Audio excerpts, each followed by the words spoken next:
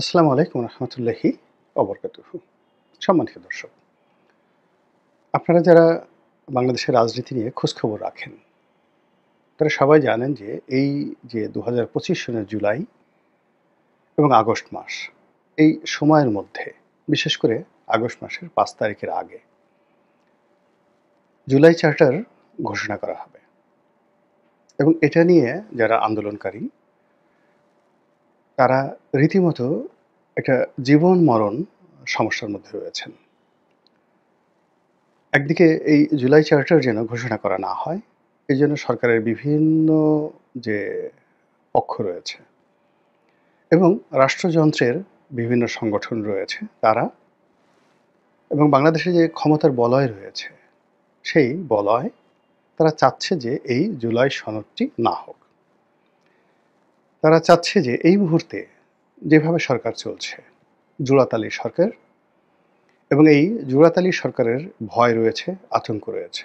এর কারণ হলো ইতিমধ্যে সরকারের বিরুদ্ধে যে গুরুতর অভিযোগ, তারা সংবিধান লঙ্ঘন করেছে পদে পদে। দ্বিতীয় অভিযোগ হলো তাদের প্রতিপক্ষ, যারা সরকারের প্রতিপক্ষ, তারা বলার চেষ্টা করছেন যে এই সরকারের যে শপথ গ্রহণ এটি কোনো নিয়ম মেনে হয়নি।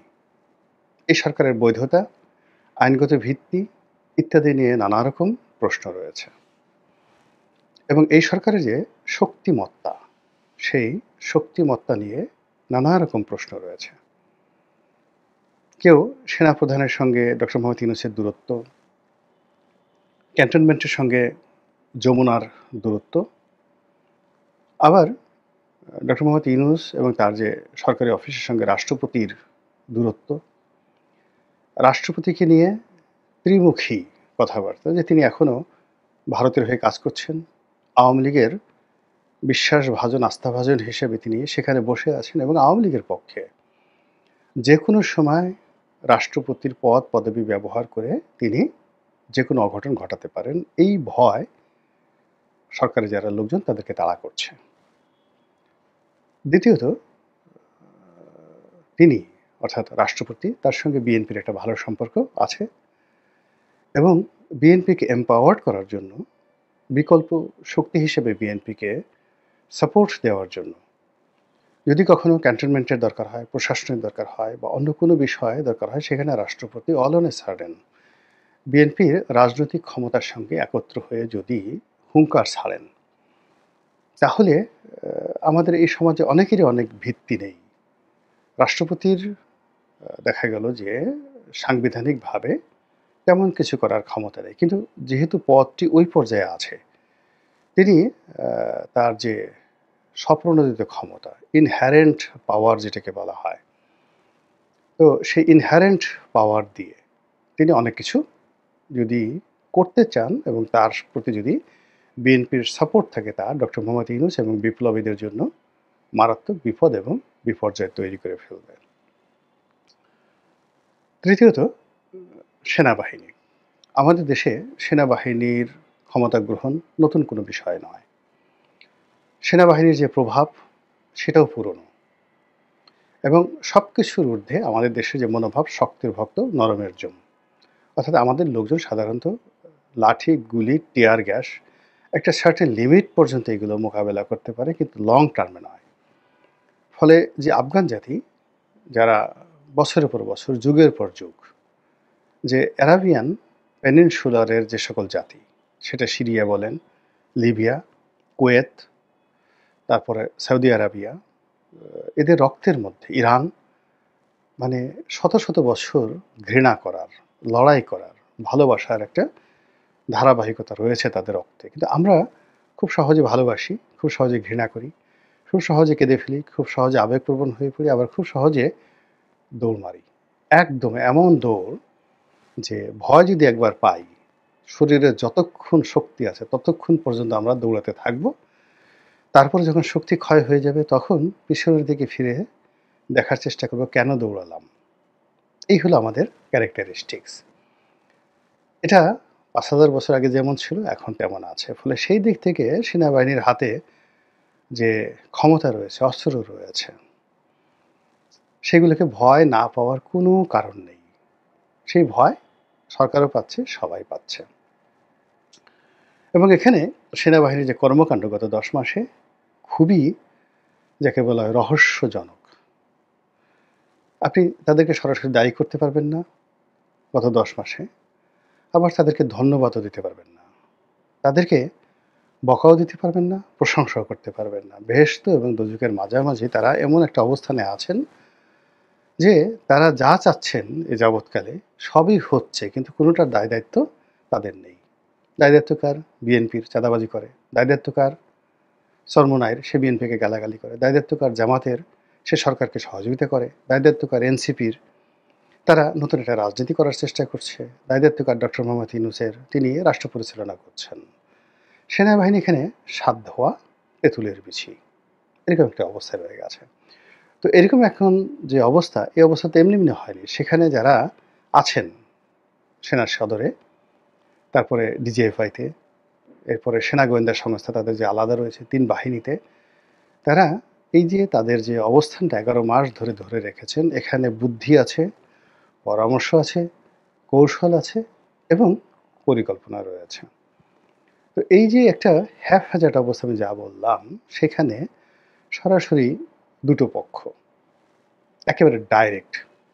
একটা হলো যারা এই বিপ্লব করেছেন, হাসনাত, সার্জিস, মাহফুজ, আসিফ মাহমুদ, সজীব ভুঁইয়া, তারা একটা গ্রুপ একেবারে সরাসরি, যারা এখন এনসিপি রাজনীতির সাথে জড়িত, তাদের জীবন মরণ অস্তিত্ব সবই এই বর্তমান সফলতার উপর নির্ভর করে সরকারের। ২ নম্বর হলো যে তারা ইতিমধ্যে বুঝে গেছে, এনসিপি বুঝে গেছে যে আগামীতে যারাই ক্ষমতায় আসুক, মানে সেটা দলটি যদি বিএনপি হয়, তাহলে তাদের পিঠের চামড়া থাকবে না। এটা তারা বুঝে গেছে। ৩ নম্বরে যেটা আছে সেটা হলো ডক্টর মোহাম্মদ ইউনূস এবং তার যারা উপদেষ্টা মণ্ডলী। এবং এই উপদেষ্টা মণ্ডলীর মধ্যে আবার ২ থেকে ৩টা গ্রুপ আছে। একটা আমলা গ্রুপ, একটা বিদেশি গ্রুপ, মানে বিদেশে ছিল তারা এসেছে তারা, আর একটা এনজিও গ্রুপ। এই ৩টে গ্রুপের কেউই নিরাপদ নন। সবাই ইতিমধ্যে অসংখ্য শত্রু তৈরি করে ফেলেছেন এবং তারা তাদের সারা জীবনের যে অর্জন, সেই অর্জন তারা হারিয়ে ফেলবেন। যেমন ধরুন সেই ব্রিগেডিয়ার সাখাওয়াত। তো ব্রিগেডিয়ার সাখাওয়াত 111 এর একজন কুশীলব ছিলেন। তো সেই 111 এর কুশীলব হিসেবে তিনি ওই সময় বিএনপির অফিসে তালা দেওয়া, আওয়ামী লীগকে ক্ষমতায় আনা এবং ১/১১ সরকারের সঙ্গে বিএনপির যত দূরত্ব, ইনক্লুডিং তারেক রহমান সাহেব এবং বেগম জিয়াকে মাইনাস করার ক্ষেত্রে নির্বাচন কমিশন যে ভূমিকা পালন করেছে, এবং বাংলাদেশের স্বাধীনতার পরে কোনো নির্বাচন কমিশনার ব্রিগেডিয়ার সাখাওয়াতের মতো এত ক্ষমতাধর, এত প্রভাবশালী ছিল না। এবং গত ১৫টি বছর ধরে আওয়ামী লীগের জমানাতে তিনি কোনো ক্ষমতাধর না হয়েও যেভাবে ক্যান্টনমেন্ট, তার নিজের ব্যক্তিগত প্রথম আলো এবং দেশি বিদেশি যে চক্র রয়েছে তাদের মধ্যে তিনি যেভাবে তার দাপট বজায় রেখেছেন, এটা বিএনপিকে প্রতিটা মুহূর্তে শুধু খুঁচিয়েছে। খেজুরের কাঁটা দিয়ে আপনার চোখ যদি খোঁচানো হয়, তাহলে আপনার যে বেদনা হয়, তদ্রূপ সেই ১/১১ থেকে আজ অবধি ব্রিগেডিয়ার সাখাওয়াত সাহেবের কথা, আচরণ, তার লেখনী, তার পোশাক, আশাক, যা কিছু, এটা বিএনপির সর্বস্তরের লোকের চোখে এমনভাবে টাটানি শুরু করেছে, বা continuous tense, present perfect continuous tense, যেটা দেখার কারণে তারা সেই ২০০৬ থেকে আজ অবধি এই ভদ্রলোকের দেখলেই তাদের চোখে ব্যথা করে। এই ব্যথাটার সঙ্গে আপনার চোখে যদি তরতাজা খেজুরের কাঁটা দিয়ে খোঁচা দেওয়া হয়, তাহলে আপনার যেভাবে মানে আপনার ব্যথা লাগবে, অথবা আপনাকে যদি পিঠমোড়া করে বাঁধা হয় এবং যে আপনাকে যদি বলা হয় এখন খেজুরের কাঁটা দিয়ে আপনার দুটো চোখ সুন্দর করে তুলে নেওয়া হবে, তখন আপনার মধ্যে যে আতঙ্ক তৈরি হবে, ব্রিগেডিয়ার সাখাওয়াতকে ঠিক ওইভাবেই তারা ভয় পায়। কাজেই ব্রিগেডিয়ার সাখাওয়াতের ভবিষ্যৎ কী? বিএনপি যদি ক্ষমতা আছে, যেখানে 100% বিএনপি ক্ষমতায় আসবে নির্বাচনের মাধ্যমে। তো এখানে বিএনপি যেভাবে বসে নেই, ব্রিগেডিয়ার সাখাওয়াত সাহেবও সেভাবে বসে নেই। ফলে কি হচ্ছে? আমরা যা কিছু দেখছি তার বাইরে আরও ইতিহাস আছে। আমরা যা কিছু দেখছি তার বাইরে অনেক গল্প আছে। আমরা যা কিছু শুনছি তার বাইরে অনেক কবিতা আছে। এবং তেমনই একটি কবিতার নাম হলো এই জুলাই আগস্ট বিপ্লবের চার্টার। যারা এই বিপ্লবের অংশীজন, সেটা পিনাকি ভট্টাচার্য বলেন, সেটা ফরহাদ মাজহার বলেন, সেটা প্রথম আলোর সরি আমার দেশের সম্পাদক মাহমুদুর রহমান সাহেব বলেন, সবারই এক নম্বর দাবি যে জুলাই আগস্টের বিপ্লবের একটা চার্টার তৈরি করতে হবে এবং সেই চার্টার অনুযায়ী সরকার পরিচালিত হবে। এটা তাদের একটা প্রেশার। আপনি চিন্তা করুন যে ডক্টর মোহাম্মদ ইউনূসের যে প্রেস সচিব শফিকুর রহমান বা শফিক, উনাকে নিয়ে কি ইমেজ তৈরি হয়েছে? বিএনপি ক্ষমতা আসলে কি তাকে চুমু দেওয়া হবে? তাকে কোলে নিয়ে ওয়া ওয়া চোয়া চোয়া করা হবে? বলেন তো। এখন তিনি কি চাইবেন? তিনি কি বিএনপির কাছে সেফ এক্সিট চাইবেন? প্রশ্নই আসে না। তিনি চাইবেন জুলাই চার্টার হোক, তার সেফ গার্ড থাকুক, তার ভ্যান গার্ড থাকুক, তার জন্য একটা নিরাপত্তা বলয় তৈরি হোক। তো এই যে জুলাই চার্টার নিয়ে যে কথাবার্তা হচ্ছে এই জুলাই মাসে পক্ষে এবং বিপক্ষে, তারই প্রেক্ষিতে এই সময় সবচেয়ে আলোচিত এনসিপির নেতা জনাব হাসনাত তার একটা বক্তব্য, যেটিকে আমি শিরোনাম করেছি এবং আমার ফেসবুকে সেটা শেয়ার করেছি। তিনি বলেছেন যে এটা আমাদের যাকে বলা বেঁচে থাকা রক্ষা কবচ, এটা কোনো কবিতা নয়, মানে জুলাই। তখন আমি বললাম যে আমি একমত। তো আমি এই জন্য এই ভিডিওটা করছি যে এখানে যারা আছেন, হাসনাত সার্জিস থেকে শুরু করে যারা, তাদেরকে যদি বেঁচে থাকতে হয়, তাদের অস্তিত্ব যদি বজায় রাখতে হয়, তাহলে তাদেরকে অবশ্যই জুলাই চার্টার লাগবে। এর কোনো বিকল্প নেই। নির্বাচন আজ হলো, কাল হলো, তাতে তাদের কিচ্ছু আসে যায় না। এনসিপি হলো না হলো কিচ্ছু আসে যায় না। এনসিপি জিতলো বা হারলো কিচ্ছু যায় না, তাদের আসে যায়। এনসিপি ক্ষমতা থাকলো বা ডক্টর মোহাম্মদ ইউনূস ক্ষমতা আরও 5 বছর থাকুক বা না থাকুক, তাতেও তাদের কিছু আসে যায় না। এদের সবার বয়স 30-এর নিচে। তো এই যারা বিপ্লবী, তাদেরকে যদি প্রতিহিংসা থেকে বাঁচাতে হয়, ফাঁসির মঞ্চ থেকে তাদেরকে বাঁচাতে হয়, তাদেরকে যদি তাদের প্রতিপক্ষর ক্রোধ থেকে, রোষানল থেকে বাঁচাতে হয়, তাদেরকে যদি পরাজিত শক্তি অর্থাৎ আওয়ামী লীগের রোষানল থেকে তাদেরকে বাঁচাতে হয় এবং তাদেরকে বিজয়ী শক্তি আগামী দিনের যারা ক্ষমতা লাভ করবেন তাদের বৈষম্য থেকে, তাদের রোষানল থেকে বাঁচাতে হয়, তাহলে তাদেরকে রক্ষা কবচ হিসেবে এই জুলাই চার্টার তাদের লাগবেই। এখন এটা নিয়ে সমস্যা কি? সমস্যা হলো যে জুলাই চার্টার হওয়ার সঙ্গে সঙ্গে এই সরকারের ক্ষমতা এটা চে গুয়েভারের মতো হয়ে যাবে, চে গুয়েভারার মতো হয়ে যাবে। আচ্ছা, আপনারা যারা চে গুয়েভারের ক্ষমতা সম্পর্কে ধারণা করতে পারেন না, তাদেরকে সহজভাবে বলি, তাদের ক্ষমতা হয়ে যাবে ফিদেল ক্যাস্ট্রোর মতো। তাদের ক্ষমতা হয়ে যাবে যাকে বলা হয় বিপ্লবী যে সরকার ভ্লাদিমির লেনিন রাশিয়াতে বিপ্লবের পর করেছিলেন তার মতো। তাদের ক্ষমতা হয়ে যাবে নেপোলিয়ন বোনাপার্ট যখন সেই যে রুশ বিপ্লবের 17 বছর পরে তিনি যখন আবার নতুন আরেকটা বিপ্লব করলেন, দ্য সেকেন্ড রেভলিউশন। তো সেই সেকেন্ড রেভলিউশনের পরে নেপোলিয়ন বোনাপার্টের যে ক্ষমতা, ঠিক তদ্রূপ ক্ষমতা হয়ে যাবে তাদের। আর তাদের যারা প্রতিপক্ষ, সেটা আওয়ামী লীগ হোক, বিএনপি হোক, সেনাপ্রধান হোক, ক্যান্টনমেন্ট হোক, তাদের অবস্থা হয়ে যাবে তাদের করুণার উপর, অর্থাৎ এই জুলাই চার্টারের যারা নায়ক তাদের ইচ্ছার উপর।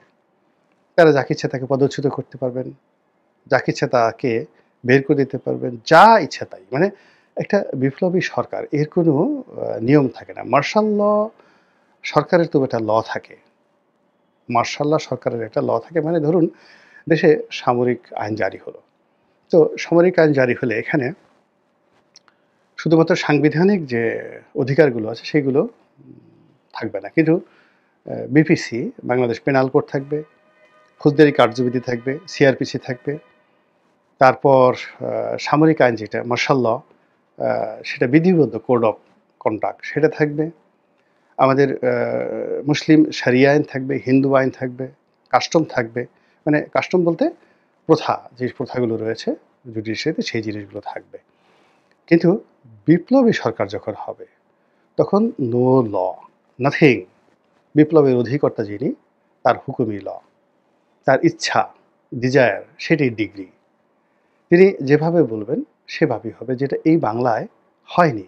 এমনকি মুক্তিযুদ্ধের পর যে বঙ্গবন্ধু সরকার, সেটাও বিপ্লবী সরকার তারা গড়েনি, করতে পারেনি। এই বিপ্লবী সরকার কেবলই মাত্র যেটা লেনিনের হয়েছিল, কিংবা অন্যান্য যে সকল কমিউনিস্ট কান্ট্রিগুলো, যারা সেই রোমানিয়াতে হয়েছে, আলবেনিয়াতে হয়েছে, সেই নাসিরুদ্দিন হোজ্জা, নাসির মানে আনোয়ার হোজ্জার আলবেনিয়াতে, তো এরকম পিনোশের হয়েছে, চিলিতে পিনোশের হয়েছে।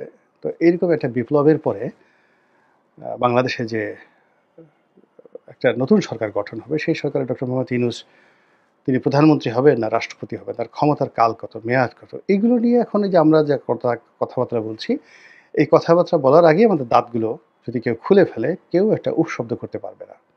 তো এরকম একটা জায়গা তৈরি করার জন্য এই জুলাই আগস্টে, অর্থাৎ আগস্টের 5 তারিখে টার্গেট করে এক পক্ষ চেষ্টা করছে করার জন্য, আর এক পক্ষ চেষ্টা করছে সেটা না করার জন্য। ফলে পর্দার আড়ালে কি হচ্ছে একটু ভাবার চেষ্টা করুন, বোঝার চেষ্টা করুন। আল্লাহ আমাদের সবাইকে হেদায়েত দান করুন এবং হেফাজত করুন। আসসালামু আলাইকুম ওয়া রাহমাতুল্লাহি ওয়া বারাকাতুহু।